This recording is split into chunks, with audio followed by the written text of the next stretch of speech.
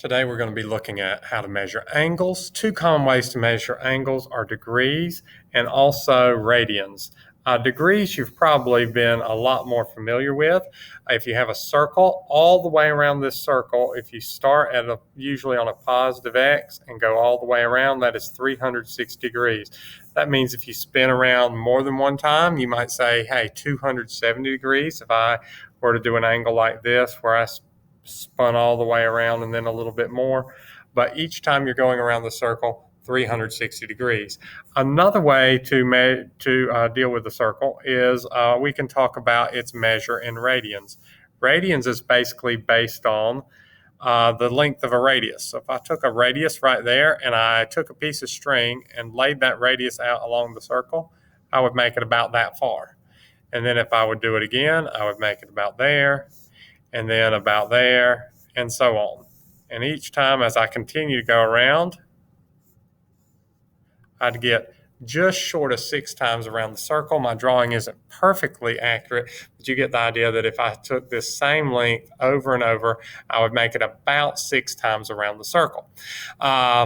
This is because the number of radiuses in a circle is given to me by the circumference of a circle, which tells me the circumference is 2 pi times the radius.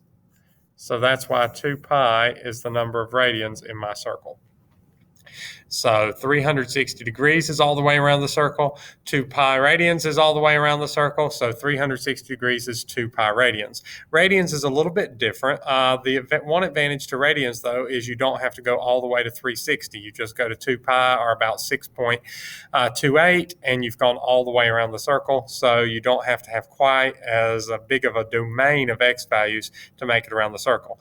Now, we are going to look at converting from degrees to radians and vice versa. And the key thing to use is that equality that we have there, or it can be simplified to 180 equals pi by dividing both of those by 2. So you might have done some unit conversions in your science class. This is very similar to what we're going to be doing here.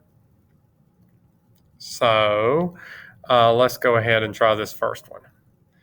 I can take 120 degrees, and to get the degrees to cancel, I need to have 180 degrees in my denominator and then pi in my numerator. So my degrees will cancel. And then if you want to in Desmos, you could just do 120 divided by 180, or you could reduce that in your head. 12 over 18 is 2/3. So I do 2/3 pi. I usually do not put the pi in the calculator because I want to leave it on the paper. So if I want pi to be as part of my answer on the paper, don't type it in the calculator. Just do 120 divided by 180 to get your 2/3. And that's how you do this first set. To go in the other direction, to go from radians to degrees, what I can do is I can multiply by 180 over pi.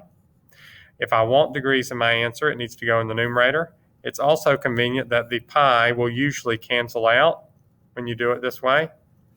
So now I can just do 2/3 times 180 in Desmos, or I could, cancel that in my mind and saying however you want to do it. If you do it without Desmos, you could say 3 goes into 180 60 times. So 2 times 60 is 120 degrees. Or in Desmos, 2/3 times 180 would have given you 120. Sometimes, though, the radians will not have a pi with them. You could have exactly 2 radiuses. You would still multiply by 180 over pi because to get in degrees, you need the 180 on top. And in this case, there's going to be nothing to cancel that pi, so I'm going to end up with 360 over pi degrees. And the exact form of that is 360 over pi. If I wanted to type it in Desmos, you could do 360 divided by pi, and you would get a decimal value. It would be a little bit less than 120 degrees, somewhere between 110 and 120 degrees. But usually they'll leave these in terms of pi, even if you end up with a pi in the denominator that didn't cancel because the original problem did not have a pi. If you need some more help with this, be sure to email or reach out via Zoom. I hope this helps you know how to convert from degrees to radians.